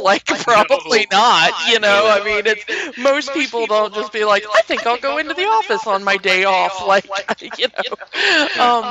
But yeah, I find it interesting that they are aware enough about the world to know what would scare humans. Mm-hmm. And there's a variety of phobias out there. Everybody's got different things they find scary. But they know enough about human psychology and the human world to understand the various countries, the various, like you said, France and Kentucky and stuff like that. But they don't know about other human holidays, which is kind of interesting. Well, it's not Halloween, so I don't think they really care. So Jack starts delivering his presents. I remember when this movie first came out, and the commercial they would show on television of the trailer always had the one scene in it, and I remember it vividly. Is the scene where the parents going, "Oh, what did Santa get you, honey?" And the kid shows the shrunken head. Yeah, that one was absolutely the joke they tried to sell the movie. And it worked. I mean, when I saw that commercial, I was like, I definitely want to see this movie. So, Jack is sent delivering his toys, and the toys are attacking. The toys have come to life, and that movie hasn't been made yet. The toys are alive, and Toy Story hasn't been made yet. People are calling the cops. Oh my goodness. I just wondered. Did Disney base the crazy kid next door on Tim Burton? That I don't know. I know there was supposed to be a Tim Burton cameo at the end of the movie, and I'll get to that. Yeah, I just wondered, because you were talking about toys coming to life and like things attacking and weird aesthetics and, oh. Yeah, people are calling the cops, lock your doors, a skeleton is impersonating Santa Claus. I do like that you never see the human adults. You never see their faces. Very Charlie Brown. Yeah. Yes. Extremely Charlie Brown. Like I said, I mean, they took some stuff from Charlie Brown for Christmastown as well. Yeah. So this is just in that aesthetic, because we don't really see adults in children's Christmas specials, do we? No, not a lot, no. I mean, other than Santa Claus. See the adults in Whoville, but they're not human. Mm-hmm. You do see the parents of the children in Whoville. But I can't really remember a lot of ones where you really see the adults a lot in those kind of 30-minute or an hour Christmas specials that this was based off of. See where we're going with this. The news report, the cops are, a skeleton, and the entire time, the citizens of Halloween Town, they're watching this whole thing unfold in some sort of reflection pool of some kind. No, I think it's a witch's cauldron. I think that's what that's supposed to be, is the witches have dialed in on their cauldron. And Sally's had enough. She is done with all of this clowning around. She's going to find Santa Claus and fix this. And how does she know where Santa Claus is at? No one's told anybody. I mean, she says, "Where is Santa Claus?" and no one's told her. But she knows, I think. Doesn't she know earlier in the movie who was sent to kidnap Santa Claus? Yes. She doesn't know that Lock, Shock, and Barrel have Santa Claus. So yeah, and Boogie seems to live in their basement or whatever, so it's not a far stretch. So yeah. Oh, say, what's the best way to get rid of a Santa Claus impersonator? If you said anti-aircraft missiles, you win. Once again, very American. This is very much NORAD has been tracking Santa. I want to see that NORAD track Santa video. Oh, man. So yeah, we deal with it in the only way Americans can, by getting the military. So, clever for Sally to use her detachability in her attempt to free Santa by trying to seduce Oogie Boogie with the leg.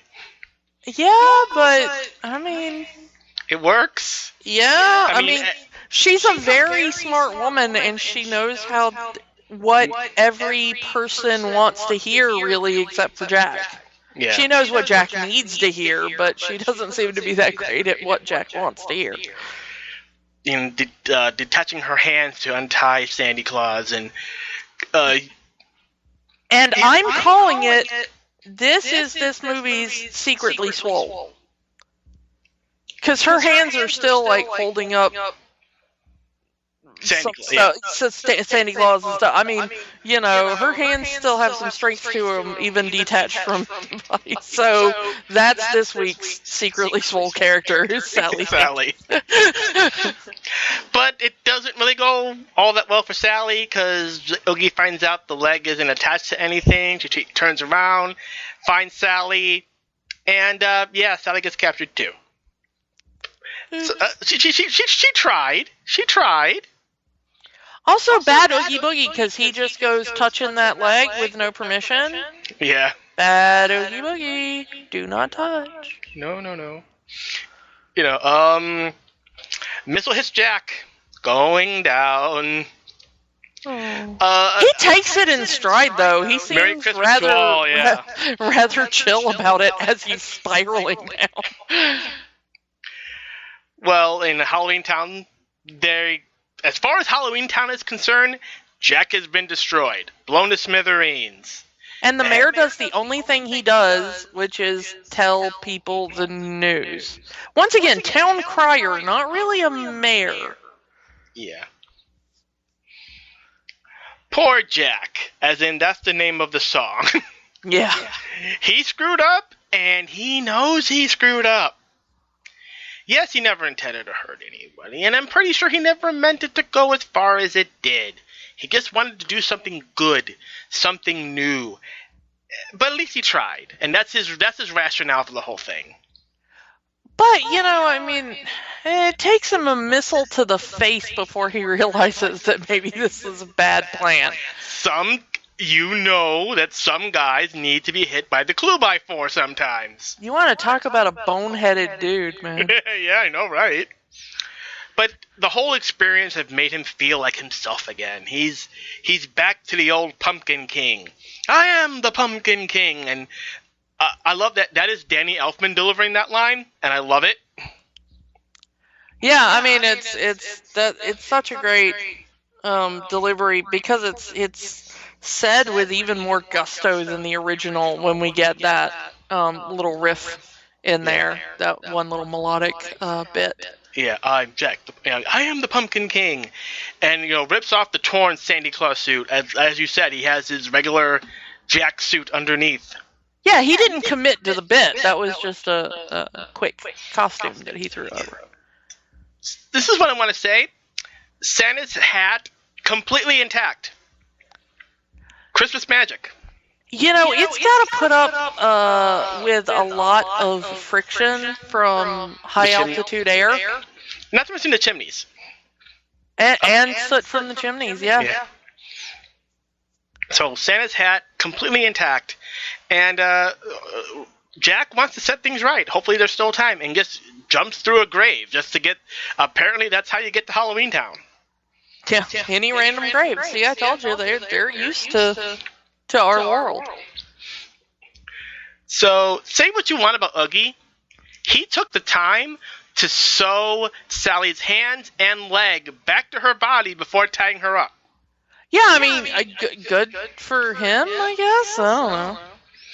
He didn't have to. He just, Yeah, he could have just lobbed bits of her into that pit. Yeah. And like I said, Jack immediately runs to Oogie Boogie's. Like you said, Lock, Shock, and Barrel had him, so logically, go to Oogie's. Yeah. And so roll the dice, and Oogie's about to kill Sally and Santa, and when Jack gets in at the last minute and saves him. Yeah, this is a really Bond villain sequence. Like, this is a way too complicated setup for this movie. I will remind you that it would be like 20 years before we got Saw, okay, in the Halloween genre there, okay? We were not used to complicated death traps in Halloween movies yet, so this is straight up Bond villain. This whole sequence. Like, you're talking secretly swole, Jack was able to lift Santa Claus. And Sally. Yeah, two secretly swole entries. Yeah, you're right. And this entire next sequence, the best way I can describe it, video game boss battle. Yeah. Also, Jack turns into a spider. That kind of spidery move that he does around the roulette wheel or whatever as the kings are coming to life and trying to stab him is just beautifully animated and really unsettling. Because he's always been spindly, but he's always had very human movement. He'll do the occasional creepy thing, like take off his head or pull out his rib and throw it for the dog or whatever. But, like, he just straight up turns into a skittering spider bone thing. Part of causing fear, maybe. So I guess using it to his advantage. Yeah, so bravo for the animation on this, because it is excellent the way he moves. Oogie may be good at sewing up Sally, but he's not very good at sewing himself. Loose threads. Loose threads. As you, I mean, I've seen you sew some stuff together. Loose threads. Yeah. You gotta sew in those ends, Boogie. So a loose thread gets caught, and Jack takes the opportunity and just rips off Oogie's sack body skin thing. And that whole image is kind of brilliant in the way it was animated. How would I? There's a. I'm trying to find the right way to describe it. Is like if you buy a mechanical tool and you try to touch it, it will literally rip the skin off your hand like a glove. Gloving, I think it's called. Yeah. That's exactly what happened to Oogie. Yeah, it's creepy. Also, I like the reveal that Oogie is actually a Gestalt creature. He is not one singular entity. He is literally a hive of bugs. And worms. I think there's a few worms in there. Yeah, well, various skittery creatures. This actually was not the original plan for Oogie, because if you go into the extras on the Disney Plus version, there is actually the original idea of what Oogie was going to be. And it's straight out of The Wizard of Oz, because Oogie was supposed to be revealed to be Dr. Finkelstein. Don't pay attention to the man behind the sackcloth? Yep. And the reason is that he, in that one little 1 minute scene on the extras here, he pretty much says he created the character of Oogie Boogie to kill Jack so he can get Sally all to himself. Because he knew that Sally loved him. In a way, I kind of think I would have liked that better if they'd have kept it. Because Oogie Boogie, despite the fact that you hear the children talk about him and Jack references him a couple of times, he is really superfluous to this movie other than being the final hurdle Jack has to jump through. Mm-hmm. We know nothing about him, as previously stated. He has no real connection to the rest of Halloween Town. The gambling thing is strange and out of nowhere compared to the rest of the movie. We really don't see any of the other characters have, like, strange vices or anything like that. Even the ones that probably should, because some of these other monsters definitely have in their lore, you know, they have their own quirks and vices and ways to beat them and stuff. But you gamble with the boogeyman for your freedom, like, that's not really what I'm used to. I mean, there's things about, you know, gambling with death, and maybe that's where they got this idea, but it seems so out of the ordinary, and everything in Oogie Boogie's den is so kind of colorful and New Orleans mixed with Vegas, and it's an entirely different world.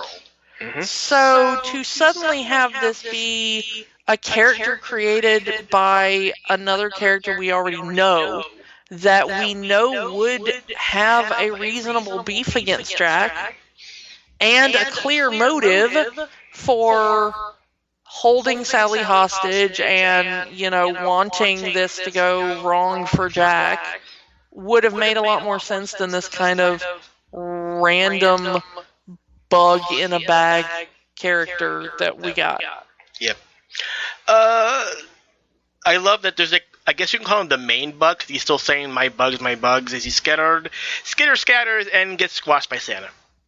Is he the main one, or is he just the only one left? Because we hear all of the other ones saying it too. Yeah. Well, he's the only one that's a bright color, and they're all like regular bug color, dark bug colors. Yeah, okay, I can see that. Maybe that is the, hive leader or whatever. Maybe. So, Jack tries to apologize. Justifiably, Santa's ticked off. He's justifiably so. This guy sent people to kidnap me, tried to take over my holiday, and now you're just going to say you're sorry?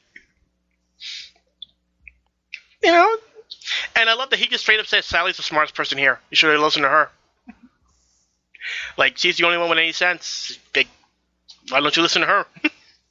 Yeah, and Santa Claus has been in a happy marriage for how many millennia? Come on. Yeah. Listen to the man. And laying a finger aside of his nose with an anger and a frown, out of Oogie's he goes. Yeah.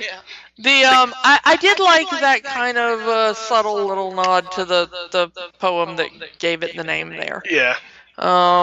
So, the finger aside the nose, because that really is, at least in American culture, that is the only time, that poem is really the only time that gets referenced, is in relation to the poem. So, but yeah, Santa, he can do it. He's Santa Claus. He can fix everything, because he's Santa Claus. I like that that's his explanation. I'm Santa Claus. I can do anything. Yeah, it's Santa. I'm Christmas. It's I'm Santa. It's Christmas. Yeah. I have powers nobody's ever been able to explain. How does Santa visit the entire world in one night, even given that there's time zones and not everybody has a chimney, but he still gets in your house somehow. Okay. So this whole time. Right after Santa leaves, Jack looks at Sally and he realizes that Sally did all of this for him. The Santa Claus suit, the basket, the trying to rescue Santa Claus. He did it all for him. Trying to warn him that this was a ridiculous idea and maybe you don't want to do this because it's going to end badly with a missile to the face. Yes. And it's a tender moment that gets ruined by the mayor getting involved. Yeah. But Santa does fix everything, though. Because he's Santa Claus, because he can do that stuff. And was able in record time getting all the bad toys out and all the proper toys to the right kids, and one kid gets a dog. That kid that goes from the shrunken head to the puppy is really the luckiest kid, because as a kid I was like, I kind of would have liked some of Jack's gifts more than the, whatever, but if it's a choice between anything and a puppy, I'm going with the puppy. So that one kid definitely got an upgrade in gift. You have a puppy. I do have a puppy. He's adorable. So the finale, which is called the finale. Again, Sebastian the Crab. Darn you, Sebastian! So everyone's happy. Jack's back, and you kind of get a little bit of a musical reprise of the This Is Halloween, with instead of singing the La La La, they're saying Jack is back. And Santa has one more gift to give, and that is snow to Halloween Town. Because, it never snows on Halloween. Had to live through that this year. Yeah. You poor little Midwesterners. Yes. So it snows for the first time ever in Halloween Town. And it obviously is the first time these creatures have seen snow, because they have no idea what's going on. Despite having been in the human world. Very much like Jack, they all singing "What's This?" And I guess that's they kind of maybe they start understanding it because they start getting into more winter activities. You see characters making snow angels. The vampires are playing hockey. How do the vampires know how hockey works? I don't know, but it's adorable. And this is what I want to say, Tim Burton's cameo. If you go to the extras again on Disney Plus, you can see the original version of this hockey scene was supposed to feature the decapitated head of Tim Burton. And in the final film, they're using a jack-o'-lantern. They should have kept the original in that one too. Yeah, as far as cameos go, that would have probably been one of the best ones. Yeah. So we see the Doctor's finally finish his creation, which looks like a female version of himself. That says a lot. Yeah, again, very selfish, self-directed kind of man there.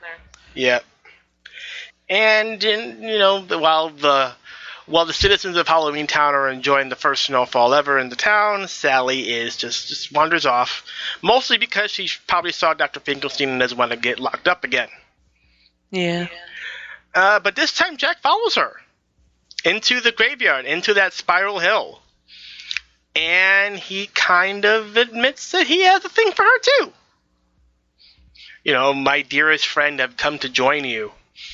And, they say that they are truly meant to be, and they have the kiss in the moonlight. He's literally singing her song there. Yes, he is literally singing her song. And it's a beautiful ending to the movie, and Zero kind of flies off and doing the little star thing, but that's if you're gonna have the ending to the movie, that's a nice little ending right there. Yeah, Jack and Sally get together at the end. I don't know if it's Jack deserved to have the love at the end, but he gets the girl at the end. Yeah, well, maybe that missile knocks some sense into it. He finally realized that Sally was, doing all this stuff for him in the first place, There is an unused epilogue, and we talked about this earlier, when it was supposed to be the narrator was supposed to be Patrick Stewart, assuming that he was also going to be playing Santa Claus, and we find out that the narrator is Santa Claus. Years later, in this unused epilogue, which is on the soundtrack, Santa goes back to Halloween Town. Jack looks exactly the same as he did before, but now him and Sally's got a couple of skeleton kids. Jack got busy. They don't call him Bone Daddy for nothing. So that was awful, and I hate you. So the rhyme says they have 4 or 5 children in hand, and they play weird songs in their xylophone band. So not only does Jack have kids with Sally, but they're in a band. I'm telling you, Disney guys just want bands. So first it's Eric, now Jack. And Santa asks Jack, if you could do it all over again, would you? And Jack looks at him and says, wouldn't you? And that's how the album ends. And presumably this was how it would have been the original ending of the movie. I prefer the ending of Jack and Sally on the hill versus the epilogue. Though it's good to know that they did have a happy ending further along, that they stayed together for several years and have a family together. Don't know how that's going to work, considering she's like a ragdoll person, but the cartoon. So that's The Nightmare Before Christmas. Woohoo! So the question, does this movie hold up? Is it still good? I think it's still good. I mean, I did enjoy it on the rewatch. However, I'm not certain that there's really a lot of plot there. Like I said, I think it's mostly aesthetic, which is, it's not bad. I mean, there is use for that in entertainment. Not everything has to be like super deep moral lesson or anything, but it's very thin, and I think it's mostly thin because it was meant to be a 30-minute Christmas special on TV, and they made it into a full-length movie. Yeah. to be fair, a lot of the older Disney movies were mostly episodic segments that just happened to play as a full story. And that's kind of what this is as well, in a way. And I still like the movie. I still consider the movie very good. I think it holds up. It really is a classic these days. Again, I enjoy myself watching this movie. There are people who devote their lives to this movie. There are, how many people that wear, Nightmare Before Christmas merchandise today? There are people who've had characters from this movie tattooed on their body. There are people who really do love this movie, and justifiably so. Is there anything else we can say about this movie? Go ahead. No, I mean, I can't really think of too much. I am one of those people that, I do like the merchandise and I do like the aesthetic. And, this is one of the only holiday movies I'm willing to watch, on my own. I only watch 2 movies on Christmas typically, and they are Love Actually and Die Hard, which I watch every Christmas Eve. So, I'm not really a Christmas person. I am, however, a huge Halloween person. So, this kind of is the one thing that kind of bridges that for me. I didn't say anything I said to speak ill of this movie. It's just when I was rewatching it, I was like, oh, I thought I remembered there being a little more plot to this. I think it's just a change from watching it as a kid to watching it as an adult. Yeah. But yeah, I still think it's one of the things I'm surprised that there was never like a sequel made for this, and I think that really comes down to Tim Burton not wanting a sequel to this. I think it would be very cheap and not great to do a sequel to this. I don't want a sequel to this. I am, however, surprised that Disney hasn't made a sequel to this because they make a sequel to everything. So, There is a kind of a sequel. There was a video game in 2004, I think it was, called Oogie's Revenge, which takes place 1 year after the movie takes place, which brings Lock, Shock, and Barrel resurrecting Oogie from whatever from the dead, as it were. And Jack has gone off again, this time to find new ways to scare people to make next Halloween better. And Oogie takes over the town. It's you can find it on YouTube, and the great thing about it is a musical. The game is a musical. Characters sing, but it's all rewritten lyrics for the songs from the first movie. So, again, a column A, column B situation. Yeah, you're getting all the songs you like, but now they have the different lyrics that now address to this game storyline. It's an okay game, but, not the sequel that you would expect from Disney, Yeah. Yeah, okay. I mean, they've done little bits of that with other things, where they've done. We were talking about how they did, Ursula didn't get a song until a video game as well. So I mean,